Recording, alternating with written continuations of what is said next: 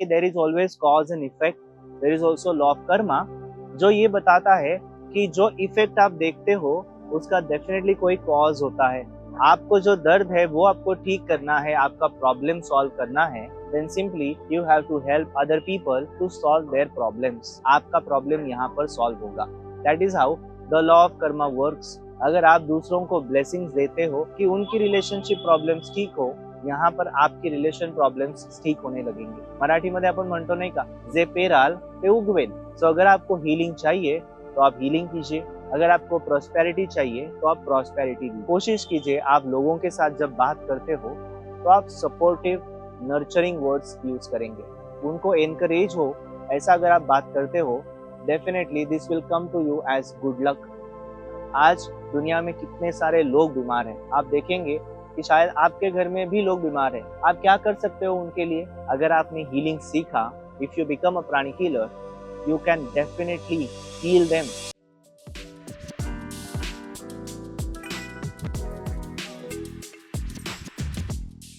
आज का टॉपिक काफी इंटरेस्टिंग है। आज मैं आपको बताऊंगा कि दूसरों को हेल्प करके आपकी हीलिंग कैसे होती है। आपने कुछ लोगों को देखा होगा कि जो रेगुलरली लोगों की हेल्प करते हैं and surprisingly they become lucky. आज इस वीडियो में हम 3 चीजें करेंगे। पहली चीज बताऊंगा कि how law of karma works. Second thing, will talk about the principle of prosperity. And third, which is very interesting, कि आप कैसे लकी और प्रॉस्परस बन सकते हो, उसकी टिप्स बताऊंगा। तो ये वीडियो एंड तक जरूर देखिए।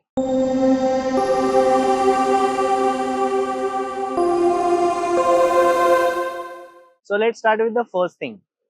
एक स्टोरी से शुरुआत करूंगा। कुछ साल पहले जब सेंटर नया नया था, तो मेरी फ्रेंड की मम्मी है, वो एक बार सेंटर पर आई थी और उन्होंने कहा कि मुझे आज सर्विस करना है, मुझे किसी को हीलिंग करना है, हीलिंग दे दो। सरप्राइजिंगली उसी दिन एक पेशेंट आ गया जिसको शोल्डर में दर्द था। तो आंटी ने उसको हीलिंग किया और घर जाने के पहले उसने मुझे कहा कि यू नो व्हाट आदित्य, आज मैं यहाँ पर मेरा शोल्डर पेन लेकर आई थी, बट अभी मैं जा रही हूँ तो मेरा शोल्डर पेन ठीक हो गया।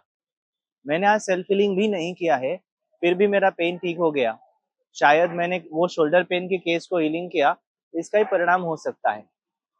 ये स्टोरी सुनने के बाद I was into reflecting mode.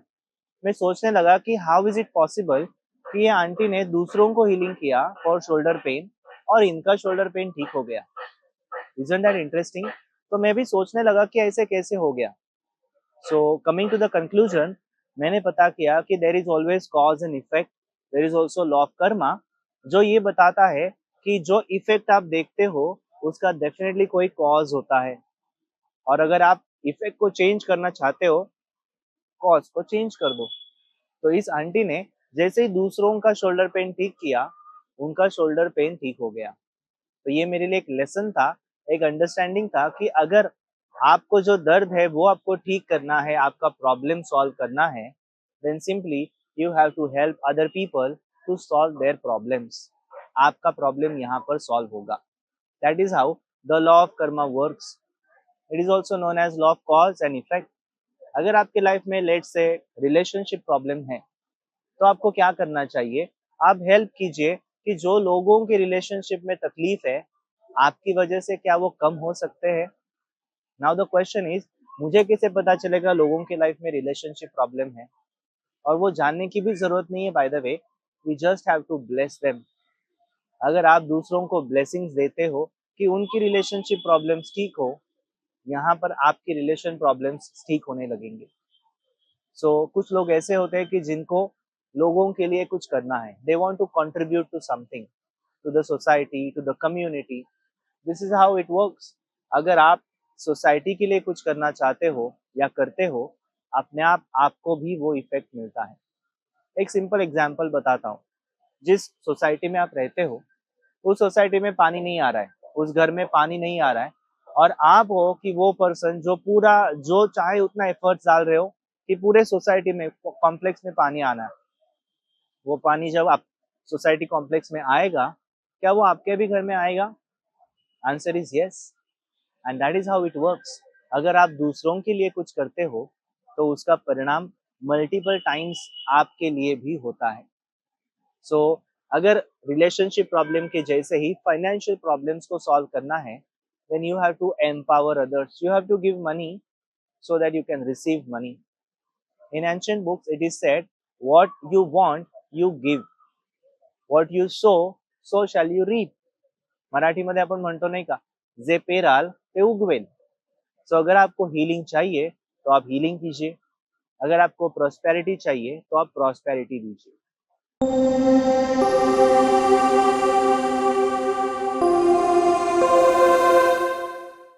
Now we'll talk about the principle of prosperity. Prosperity ये लॉ ऑफ कर्मा के कनेक्शन में ही है. अगर आपको प्रॉस्परस बनना है, then you have to first become generous. जो भी चीजें आप करेंगे वो जनरसली करनी है. मराठीमध्ये आपण त्याला उदारता म्हणूया, औदार्य म्हणूया. अगर आप चीजों को उदार भाव से, जनरस भाव से देते हो, बांटते हो, you will realise you become more prosperous and rich. For example अगर आपको बताऊं, you have to make others empowered. Empower करने का मतलब क्या होता है, उनको अपने पैरों पर खड़ा होने के लिए अगर आप मेहनत करने के लिए आप पैसा देते हो, सपोर्ट करते हो, you will realise you are also becoming more prosperous automatically. आपको भी पैसा आएगा, आपको भी कहीं ना कहीं से सपोर्ट मिलेगा. जैसे कि एक आपको केस बताता हूँ. हमारे घर में एक साफ सफाई करने के लिए जो आंटी आती है, उनको हर महीना हम कुछ एक्स्ट्रा पेमेंट देते थे, तो वो खुश थी. वो हमारे घर पे रेगुलरली आती थी, छुट्टी नहीं लेती थी. कोविड के टाइम में ऐसे हो गया कि वो घर में नहीं आ पा रही थी, सो हम अभी भी उनको हेल्प करते थे. नाउ द थिंग इज, हमने रियलाइज किया कि उनकी जो बेटी है उसने केक बनाना सीखा है. तो हमने क्या किया, लोगों ने, मित्रों ने मिलकर कंट्रीब्यूशन किया और उसको केक बनाने के लिए जो ओवन लगता है, जो बेसिक इंग्रेडिएंट्स लगते हैं, वो बनाकर वो एकत्रित करके दे दिए. और उससे फर्स्ट ऑर्डर हमने ही दिया कि हमें केक बना के दो. उसके बाद हमने उसको थोड़ा प्रमोट किया कि उसके केक्स लेने के लिए लोगों को बताया. नाउ अभी ऐसी सिचुएशन बन गई है कि उसने अपना केक शॉप बनाया है और वहां से वो लोगों को केक्स देती है. इसे हम कहेंगे financial empowerment. Because of that small help, अभी वो अपने पैरों पर खड़ी हो गई. अभी वो लोगों को केक्स बनाकर बेचती है और उससे पैसा कमाती है. Now this karma comes to us as prosperity karma. So वो जो फर्स्ट हेल्प थी, इसको हम कहेंगे financial empowerment. So this is how the principle of prosperity works. अगर आप लोगों को हेल्प करते हो, लोगों को प्रॉस्परस बनने के लिए सपोर्ट करते हो, you will realize that you are also becoming prosperous and rich. The same thing goes with the food donation. अगर आप लोगों को खाना खिलाते हो, तो आप देखिए आपके घर में कभी भी खाने की कमी नहीं होगी. So this is how the principle of prosperity works. इसमें और एक चीज जरूरी है, जहाँ पे आपको कोई भी चीज को नहीं चुराना है. जनरली जो चीज हमारी नहीं होती है, उसे हमें हाथ भी नहीं लगाना है, इवन उसके बारे में विचार भी नहीं करना है. अगर ये हम प्रैक्टिस कर पाएंगे तो हम डेफिनेटली प्रॉस्परस हो सकते हैं.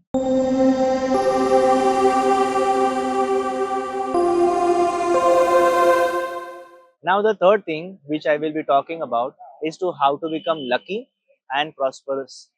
ये चीजें मैंने और बहुत सारे प्राणी किलर्स ने एक्सपीरियंस की है, जो अभी मैं आपके साथ शेयर कर रहा हूँ. The first simple technique is you donate food. If you give food, you will receive food. आपका घर हमेशा खाने से भरा रहेगा. आपको जब भी खाना चाहिए आपको मिल सकता है, जो भी चाहिए वो मिल सकता है. So here is one experience जो मैं आपके साथ शेयर करूंगा. जो हमने 2017 में एक फूड फॉर हंग्री प्रोजेक्ट चालू किया था. वहां पे हम कुक फूड देते थे उन लोगों को जो स्लम एरिया में रहते हैं और इतना अच्छा घर उनके पास नहीं है. तो ब्लेसिंग्स में हम हमेशा यही बोलते थे कि ये खाना खाने वाले हर एक व्यक्ति को एक अच्छा घर मिले. ऐसे 2 साल तक करने के बाद 2019 में, मुझे आज भी याद है, गुरुवार का दिन था और वहाँ की जो एक प्राणी किलर थी उसने हमें कहा कि सर, आज हम इधर नहीं जा पाएंगे क्योंकि गवर्नमेंट ने उनको अच्छे घरों में शिफ्ट कर दिया है. बाद में पता चला कि एक्चुअली जो एसआरएस स्कीम्स होती है उसमें उनको अच्छे घर मिल गए और वहाँ पे आज एक ध्यान मंदिर बनाया है. तो this is how the food donation programme works. कि अगर आप खाना देते हो उसके साथ ब्लेसिंग्स भी देते हो, तो अपने आप वहाँ की एनर्जी चेंज होती है और इसका परिणाम उन सारे डोनर्स को मिला जो उसके लिए डोनेशंस करते थे। नाउ द सेकंड थिंग, आप आपके फ्रेंड्स हैं, रिलेटिव्स हैं या फैमिली मेंबर्स भी है, उनको रेगुलरली अपनी तरीके से सपोर्ट कीजिए on different levels. Some require physical help, some require financial support और some of them require emotional help।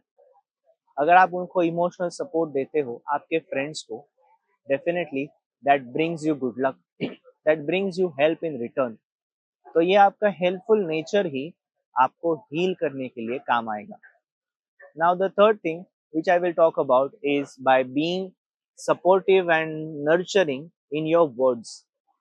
कभी कभी कैसे होता है कि हमें लोगों के साथ बात करते समय उनको मोटिवेशन देने की जरूरत होती है, बट हमारा टोन, हमारा एंगल ऑफ वर्ड्स इतना हार्श हो जाता है कि वो डीमोटिवेट हो जाते हैं। Now this comes to us as a bad karma. So कोशिश कीजिए आप लोगों के साथ जब बात करते हो तो आप सपोर्टिव नर्चरिंग वर्ड्स यूज करेंगे, उनको एनकरेज हो, ऐसा अगर आप बात करते हो, definitely this will come to you as good luck. Now the next thing is about blessings. ये करने के लिए आपको कहीं जाने की जरूरत नहीं है, आप घर में बैठकर वर्ल्ड सर्विस कर सकते हो। क्या करना है? खाली meditation on twin hearts practice करना है। In this meditation we imagine the earth and we bless the earth. तो जैसे हम पूरे पृथ्वी को ब्लेस करते हैं, मल्टीपल टाइम्स ये ब्लेसिंग्स हमारी तरफ आते हैं। तो लोगों के जितने भी प्रकार के प्रॉब्लम्स है, इन ब्लेसिंग्स के माध्यम से gradually to certain degree resolve होना शुरू होते हैं, and that creates a good karma, that is a form of service. तो आपको सेवा देने के लिए जरूरी नहीं है कि घर से बाहर ही निकलना है।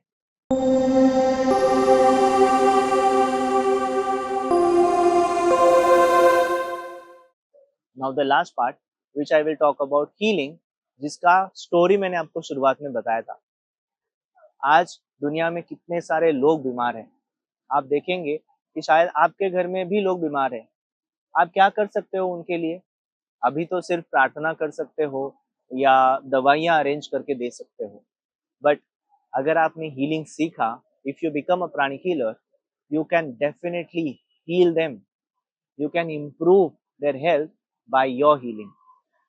सो एक ऐसी चीज है जिसको हम प्राणिक हीलिंग बोलते हैं, वो करने की वजह से आप लोगों को जल्दी जल्दी रिकवर कर सकते हो। So if you heal others, you will get healed. आपके फैमिली मेंबर्स में जिसको भी तकलीफ है, उनकी रिकवरी फास्ट हो सकती है अगर आप लोगों को हील करेंगे तो। ये वीडियो मैं आज इसके लिए बना रहा हूँ क्योंकि आप में से कुछ लोग डेफिनेटली ये चाहत रखते हैं कि मुझे किसी को हेल्प करनी है, बट एक राइट प्लेटफॉर्म नहीं है, एक जगह पता नहीं कि कहाँ जाके मैं हेल्प करूँ। तो ये वीडियो आपके लिए है। हमारा जो सेंटर है प्राणिक आरोग्यम सेंटर, जिसकी मदद से, जिसके माध्यम से हम लोगों तक अलग अलग प्रकार की सुविधाएं, मदद पहुंचाते हैं। आप इस सेंटर का हिस्सा बन सकते हो, पार्ट बन सकते हो और आप भी लोगों की सेवा कर सकते हो। So you can become part of Pranic Arogyam and join us this noble vision and noble mission. Definitely, we will see you and work with you togetherly to improve our society and community. And as I always say, from my heart to your heart, Atma Namaste.